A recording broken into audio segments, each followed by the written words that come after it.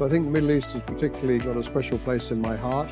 Many DHL executives started in the Middle East, in Bahrain or Saudi or Dubai. I started my DHL career in 1986 in Bahrain and went to Saudi Arabia for 5 years and finished with the Gulf War in 1991. So it's a very big part of DHL Express's history. There's been a lot of talent export into the region and export talent from the region to the rest of the world. And I think the other thing I'd point out is that the growth of the region, despite a lot of political and social strife in different countries, has been enormous. So the amount of flights we have, particularly into Bahrain hub or Dubai hub, is just night and day with what it was just a few years ago. And then here we stand in Dubai with the facilities that were here when I was managing Dubai in 1997 to 2000 is night and day with what we have now. Good example, we're opening a big Abu Dhabi facility just in 2 or 3 months' time. A few years back, we opened a huge Meydan operational facility and head office not that long ago. So we're continuing to evolve, and that's why I really salute the administration in Dubai for creating such an environment where growth can happen.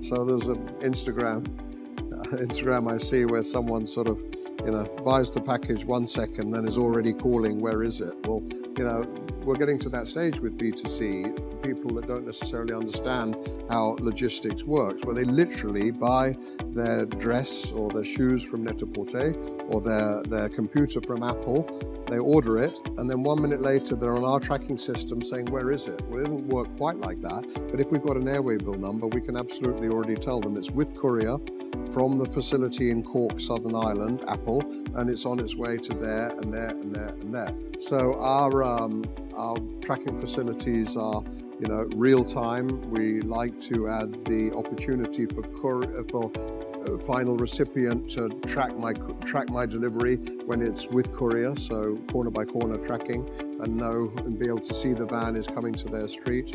It's sophisticated, but it's quite standardized now in the same way as you're tracking your Uber or your taxi or something like that. But it works well, and it gives the customer ultimate shipment visibility.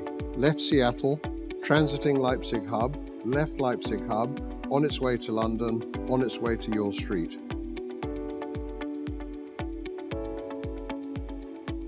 Challenges weren't that unusual. They were things we face anyway. The thing we did have to do is keep up with the pace of which countries and origins were suddenly going to ship a lot more. And the best example I can give you is that pandemic PPE equipment, masks and gloves. For 2 months of the year, we were sourcing it, and we were giving it in London and France and Germany to ship into China. We got all our aircraft ready to do that. 2 months later, COVID had spread to the rest of the world and sort of was being contained in China, and all the PPE needed to come from China, they were the big producers, to the rest of the world. So positioning our aircraft to satisfy the rapidly changing demands of world trade was the only challenge. Our people were amazing. They turned up to work and did a great job. We have a strong balance sheet, so the ability to invest in many, many different things to get us through the pandemic was there to support our people with extra bonuses. The only thing that was really challenging was making sure we had the right aircraft in the right place, and that we weren't restricted from flying into that place by a government, and things were outside of control of actually landing there.